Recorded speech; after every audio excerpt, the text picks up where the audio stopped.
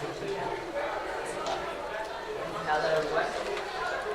Elaborate is a doctor, helper, student of psychology, search for truth, teacher, mother, worshiper of all things, racial country collector of education and certification, head of department, university tutor, preschool head teacher, primary school head teacher, trainer, international carrier of the world according to TOEFL, grandmother, writer, warrior, composer, and speller.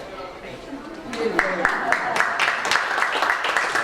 I think he was very polite there because there was a bit that said I'm also a failed businesswoman and he didn't say it. It's a badge that I wear with honor. I'm also a failed businesswoman. Right, okay. I think it might be a little bit different. If any of you are coming to see what I usually do, you're going to be sadly disappointed because this is something different. I'm going to start today with a personal journey. My journey from an eager beaver in the world of ELT to a skeptic and hopefully back again. And the first part of today, I am going to take you through my career. And I would like you to look at my career through the lens of creativity. Now, if we're going to do that, we need to together decide what creativity is. Now, creativity is perhaps losing the photocopies somewhere between Bailey's and here. So I've got them on the board here. I have 21 quotes.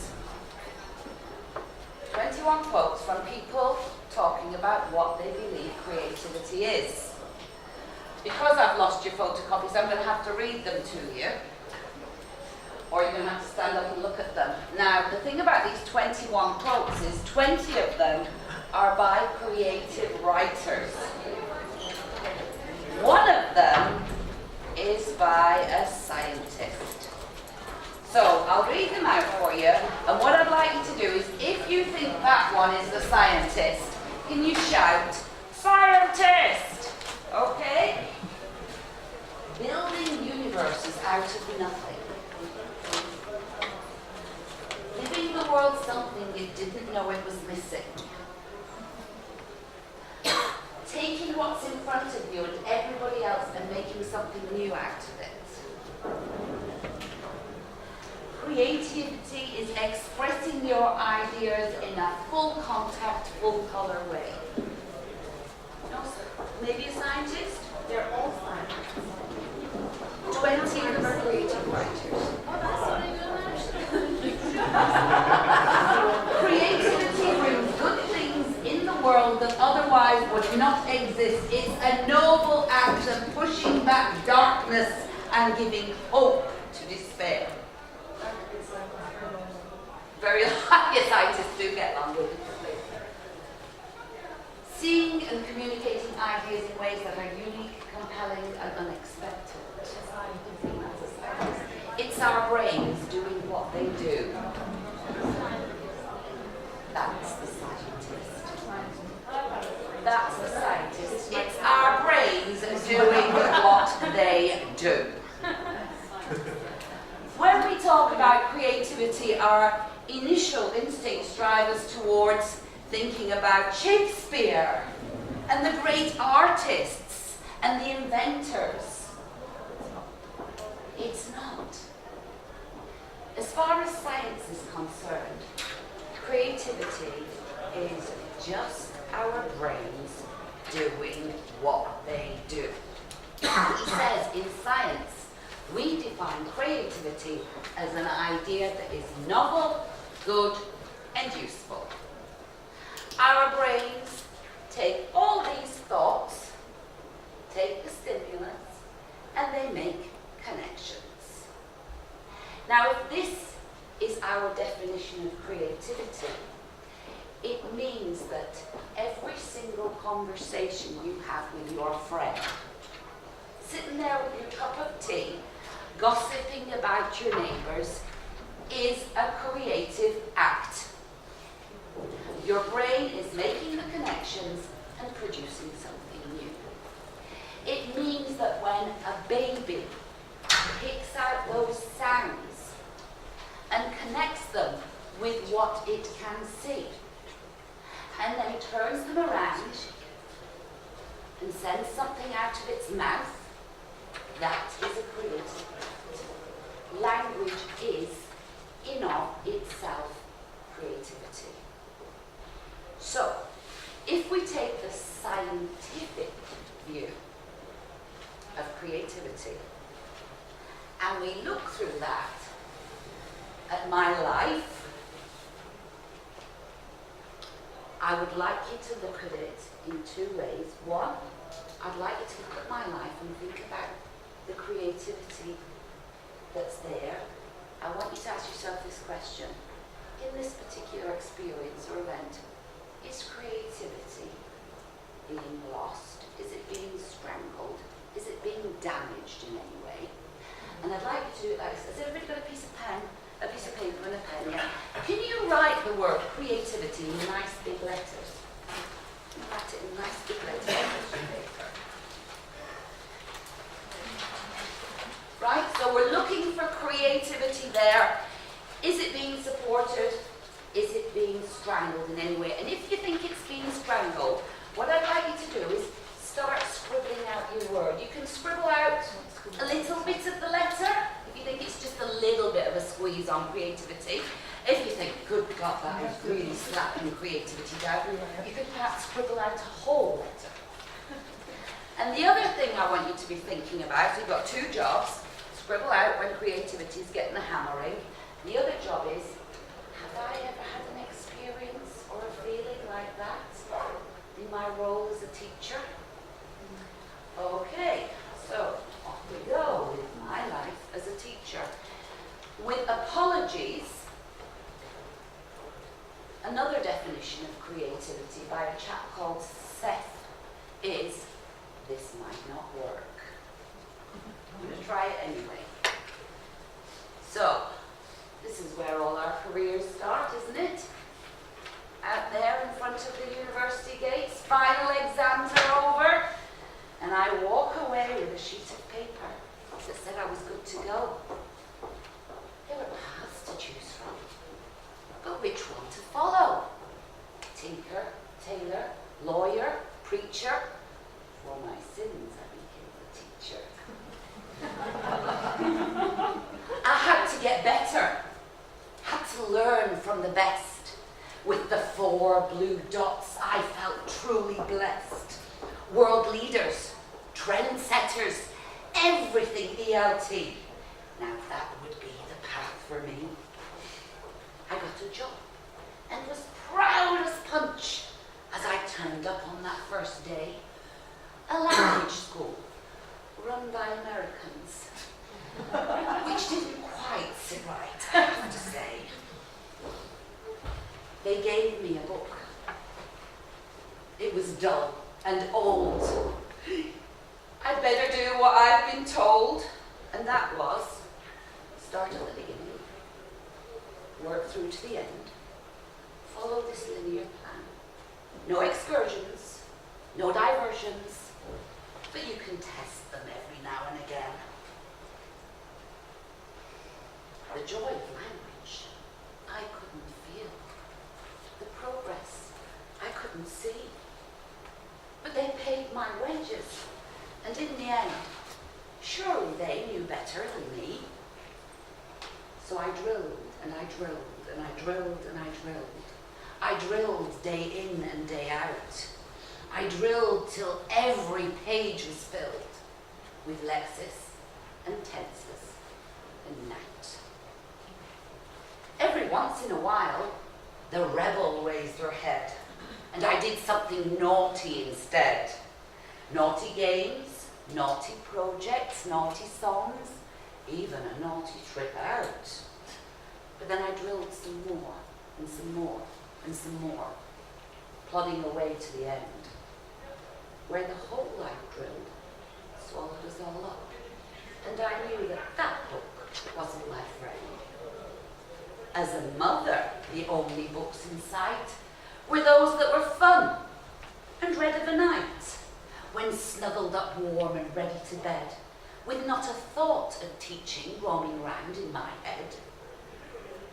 I moved on to a school, a real one, you understand, professional, famous, revered through the land, and here, joy of joys, I got proper books, British ones, state of the art, from those universities we've all heard of. I'm on the right track. I've got the right books. From now on, all will be well. And I suppose it was, to a certain extent, at least for a reasonable spell. Then they gave me one of these, and expected me to be ever so pleased. I'm a teacher, not a doctor, not a dentist, not a nurse. And I have to tell you now, the white coat, well, it felt like a curse. I didn't like it. High fashion, it was not. But at least it saved me from the paint and the snot. I had a book. Then they gave me some more. So I had to get up from my game on the floor. I put away the toys and the paint and the glue. I had more important things to do. I had to teach properly, according to the plan. Follow the rules of the course book plan. I had to arrange my children in rows. And as for the noise, got to keep it down low. The number of books just kept on growing. The rate of learning seemed to be slowing. Course books, activity books, readers and others. Enough books for us all to be gradually smothered. Books, books, books. Every page to be finished. Or my standing as a teacher forever diminished. Units 6 and 7 must be finished this week, and pages 50 to 60 filled in all neat. Present continuous should have been done and dusted. My God, woman, why are you getting all flustered? Get through it, just do it, tick it off the list. Oh no, disaster, an activity you've missed. It slowly got worse. My hours got more. With duties which chilled me right down to the core. I'm a teacher, not a salesman, not a policeman, not PR. The job was becoming quite bizarre. Smile at the parents, pretend it's all right. Take a deep breath and continue the fight. Continue to hope and pray each day that the children will memorize what to say. In English, of course, for that is the goal. But none of this was food for my soul. I carried on with a smile, climbed up the school ladder, and was finally free to be curriculum planner. But the course book stayed, firmly glued by my side, though I made it a matter of pride that my teachers and I, we'd find the best ones, and only a few, not tons and tons. You see, the course book had been so long in my life, I couldn't see it was the source of my strife. Well, that, along with several more factors, in the death of creativity, there are many actors, and each one of them returns to the same old home, where money and profit are God's tools all. The school was sold to a retired banker, and my rhyme of choice was to call him a wonderful man. I decided to leave. I didn't fit in. And finally, I threw the course book in the bin. Now.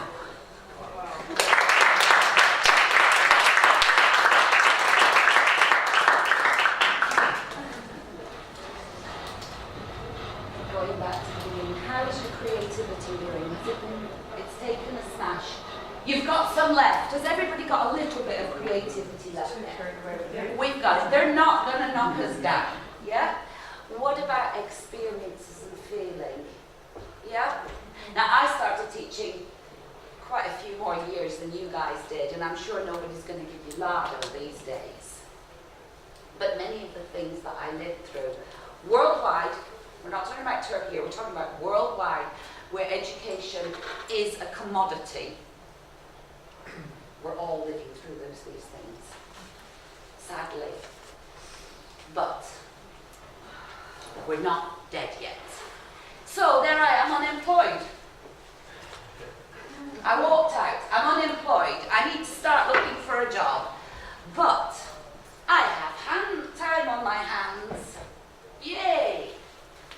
How about if I try to create something that is novel, good, and useful?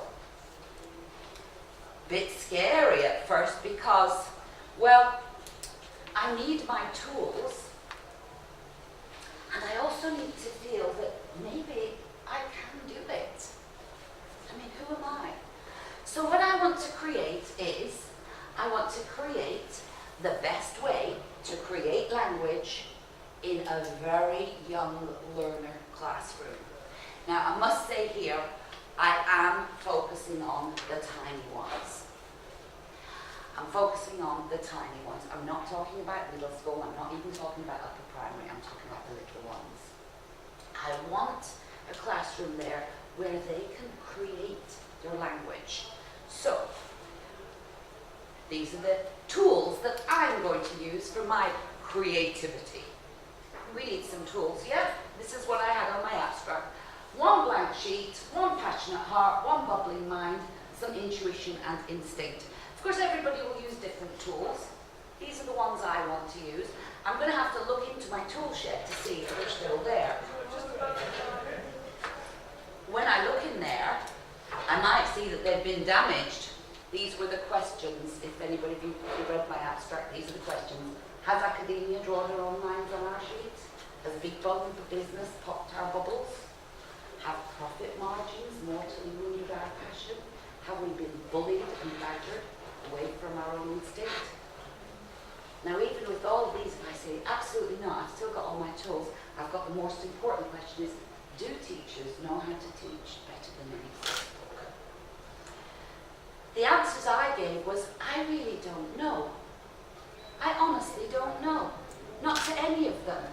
What I do know is that when I'm looking at 2.5, because they are 2.5-year-olds and 3-year-olds, sat at a desk with a course book, something inside me dies. So I know that I'm not happy with what I've got. Whether I'm capable of creating something better, I don't know, but I'm going to damn well try. And that's what I set off trying to do. So I'm going to have a go. Let's see if I can get my equipment together. Blank sheet, passionate heart, bubbling mind, intuition and instinct. Have we all got blank sheets? No, I don't think so. I don't think any of us have got a blank sheet. Can we have a blank sheet? Not really, no, because we've all got that scrapbook inside, haven't we? Everything we've lived through, everything we've learned, it's all there. So we haven't got a blank sheet, but maybe we've got a grubby sheet. That's good enough, yeah, let's start with a grubby sheet. We don't have to get a nice pristine one, let's go for a grubby sheet. Okay, next, let's go in the tool shed and get our passionate heart and our bubbling mind out. Well, after, I think at that point it had been like 32 years in the classroom, fighting inside and outside the classroom. I mean, really, a passionate heart and a bubbling mind. I was kind of like, down on my knees. But one of the things I did realise was that, a revolution does not need to be aggressive. When you're younger, you get a bit more passionate and aggressive about it. You don't need to be that aggressive. And the other thing I realised was that I had really spent a lot of energy fighting about some damn stupid things. Like the white coat, for instance.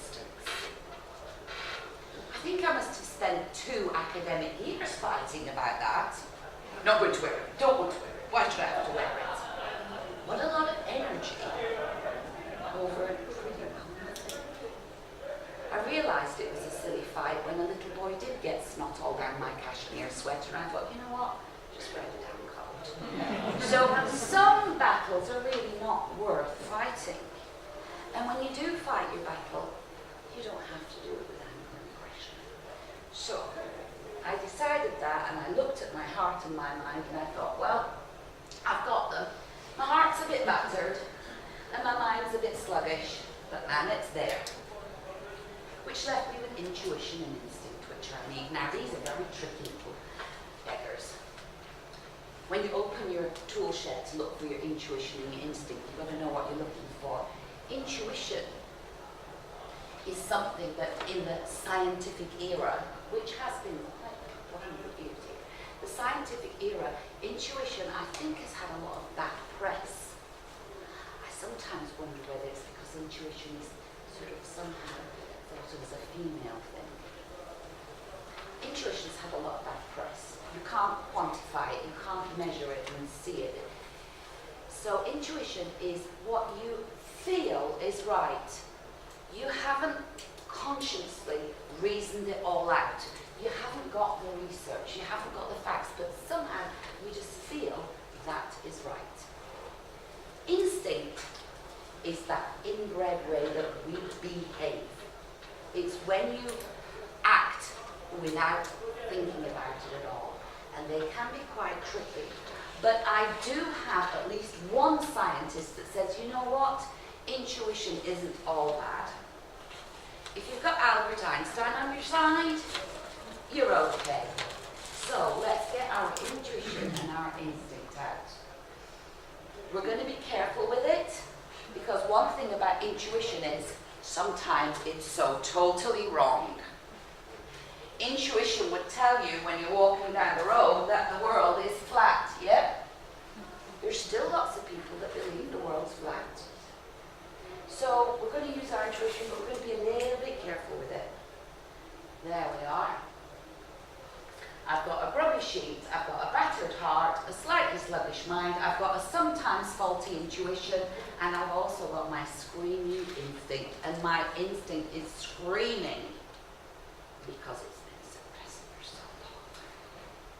I'm going to use these tools of creativity to take all the ideas and the beliefs I have, and I'm going to try and make some connections.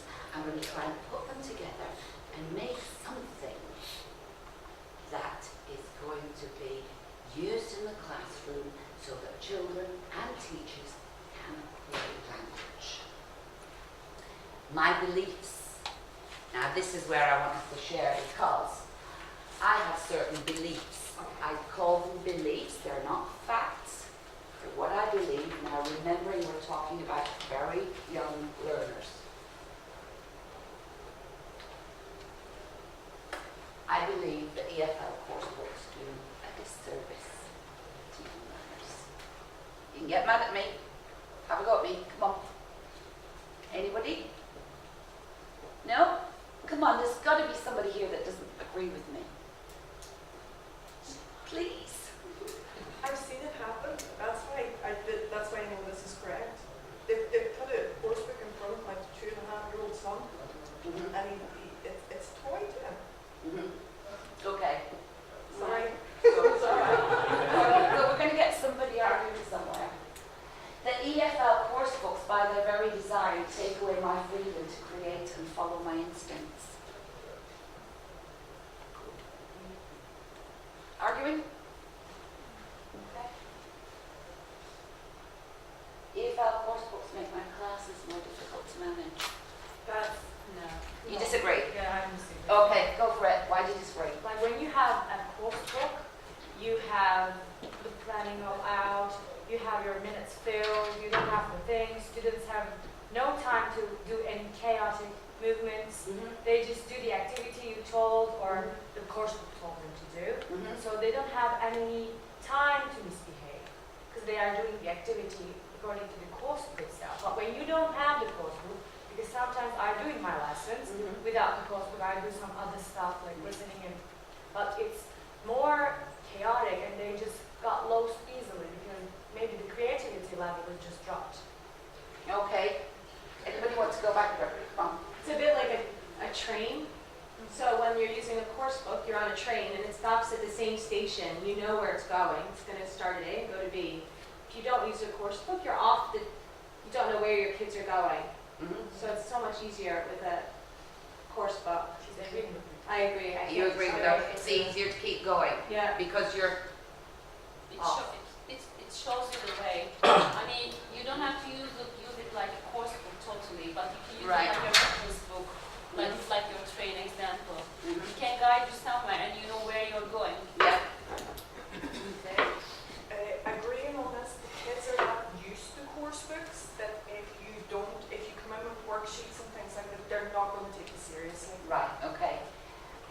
Again, depending on the age, yes, we have got to a stage where we're all conditioned that if you've got the course book, you're doing something real, important, and if you're doing something else, it's not important.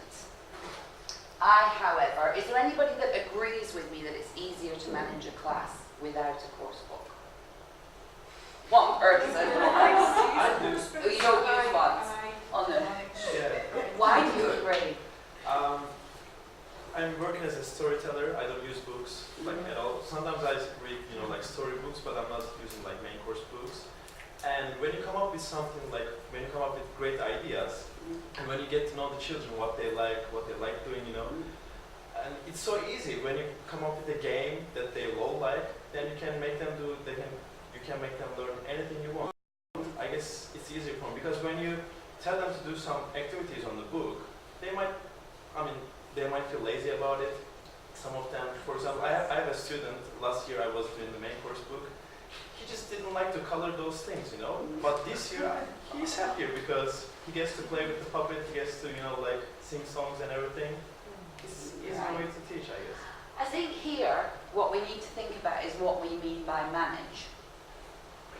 Is managing keeping them on task and quiet and sat down, or does it mean that our class is going in the direction that we want it to go in?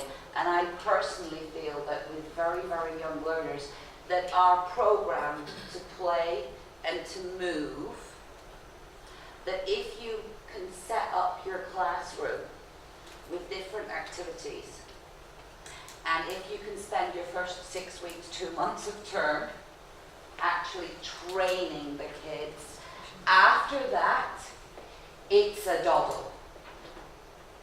With a course book, you can get them on task, sat down, focused, you know where you're going pretty quickly. But after a while, what you end up with, who was it did the poem, The Last Bell of the Day? And he said, just before the last bell of the day, his students are like a pack of dogs on leashes, and he's trying to hold them all and keep them in order. And it's exhausting. That's how I feel with a course book, with tiny little ones, that I am trying to hold them down and police them. Whereas if I've got several activities going on, and I'm not worried about them sitting down and being on that particular task, on my task, then it's much easier and I can relax. And I find it less tiring. I've done both, and after a whole day in the classroom with the tiny ones, I am far less exhausted if I'm doing it without a course book. But we will agree to differ, it's fine. Much of what's going on in the classroom is no more than routine, ticking boxes. This is not me, this is a chap called David Gardner, who's a curriculum specialist. He believes that throughout the world, much of what's going on in schools is ticking boxes. We've done this, we've finished those pages, we've gone there, we've filled that in. The amount of time very young learners spend tied to their desk is tantamount to child abuse. Yeah. Parents want their kids sat down quiet.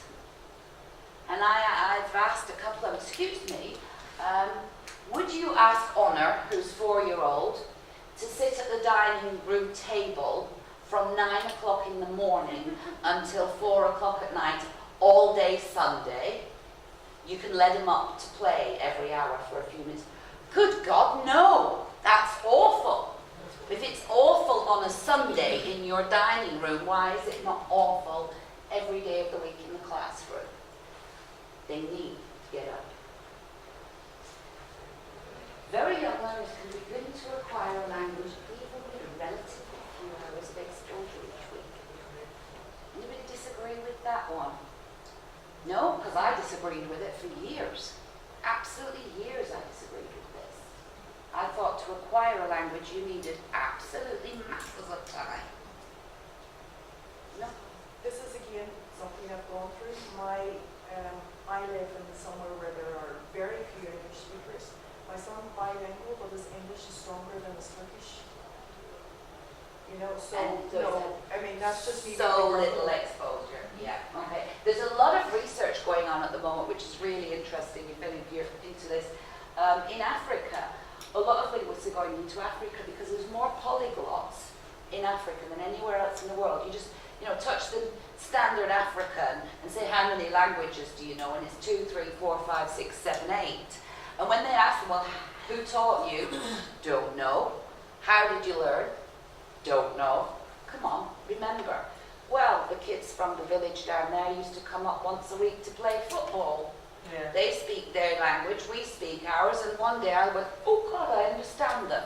There's a lot of research going on in that area at the moment. That I have the ability to use natural language teaching techniques which are pre-built into my brain. Human beings all have those techniques. They're the ones we use when we have children or babies around us. Natural language. It's there. The less language you try to teach very young learners, the more language they learn. We learn most when we realise we're learning the least.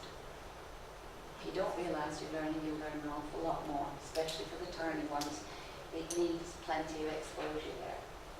Both teachers and learners deserve far more freedom and fun than course books give them. You get a course book and you start trying to add to it. Do you have to?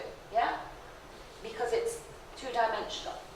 You want to add some more and some more and some more, so you spend a lot of time. Unfortunately, in the past in particular, not so much now, but you start feeling naughty when you're not doing the course book. Or you've got so many course books, you don't have time to do anything else because the parents are going to check, have you done every page? Otherwise, rightly, they're going to get upset because they spent a lot of money. Or your admin wants to make sure that you've done it all. Or you've got to test. All of those course books, those huge amount there'll be a lot less left next year because of the economy. Course books have become so expensive, it's probably a good thing for the kids. They're going to have less. Not so much for the publishers, money. That we need to start letting our brains do what they do. That's create.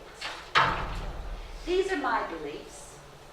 You might have different ones and you might have a different situation, but the whole thing about creating something is it's good, it's useful, and it's new to you. It's not new to the entire world, it's new for you. So when I put all of mine together, all these ingredients in, I got my tools, I mixed it all up, and I ended up with cookies. Everything we do at High Peak Publishing or Farbay, we're sister companies, is based on a cookie model. And basically a cookie model means we stick to themes. If you stick to a theme, you naturally repeat the same sort of stuff. If you're talking about pirates for 3 weeks, there's going to be certain things that keep coming back again and again and again. So you're kind of concentrating on that natural language. We do the stuff, we don't say memorizing is rubbish. No, memorizing is useful too. Yes, you have to keep your parents happy. Memorizing a few words can be a boost up in your language. So we do that, but we do tiny, as small as possible, tiny little chocolate drops of EFL. And the rest of it, the dough, that is pouring down the language absolutely as much as you can. If you go into a cookie model lesson, you have to talk a lot. You don't restrict yourself. You go for it. So I got my cookie model, and I thought, right, I want to try and spread this around. I want everybody to be able to use their language freely, to do a lot more in the classroom and not panic about have they learnt 5 farm yard animals. Or as one teacher said to me last year, we can't read this storybook, we don't do simple past until the 3rd grade. You get it a lot. Can't read that. No, my teachers are not allowed to use simple past. I'm like, well, my 3-year-old granddaughter, in fact all of my granddaughters, the first tense that they really use the very most is present perfect. I've done it, I've finished it. Or in the toilet, you know, I've finished grammar!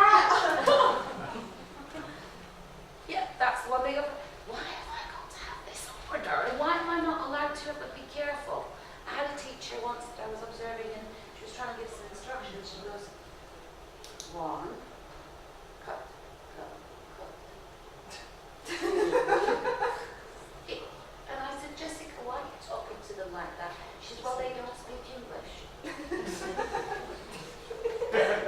I said, well, they're 4. She said, yeah. I said, well, what about, say, a 2 or 3-year-old American? They're so American. Would you speak to them like that? No. I said, well, do they speak English? No, but they're going to. So, when I say revolution, I mean being free to speak as much and however you like in the classroom, as long as it's child appropriate. And I started thinking about what I've done all the way through my career, and I realized that I'd given away so much voluntarily. I didn't need to take over the classroom. I already occupied it. It was just that I had voluntarily given it away. Maybe not to the extent that Jessica did, but I was, when I was in my classroom, even if you have your course book, there's so much time, as long as they don't give you masses of course books and this strict, you've got to learn 50 words a week or whatever. On the whole, even with your course book, there's so much space left in the lesson that unfortunately I had been restricting what I said. If I had a picture book with an authentic story, years ago, I had been simplifying it down for my children. I've been shortening it, simplifying it, getting rid of those tenses. Why? Why?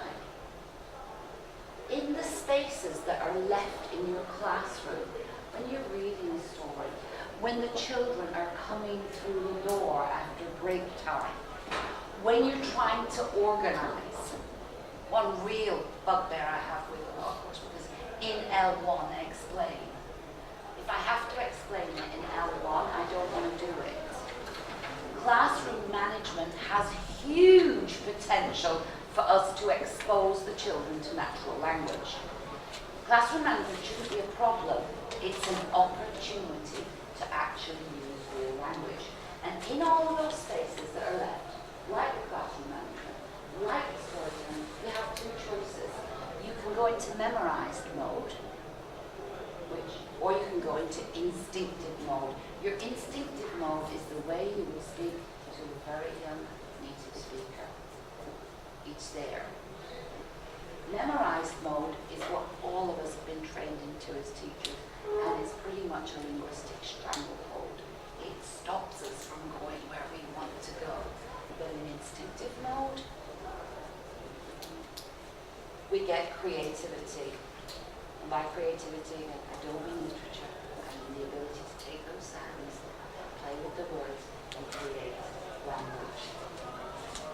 my talk has no title. I would like you to please give it your own. You can call it a pile of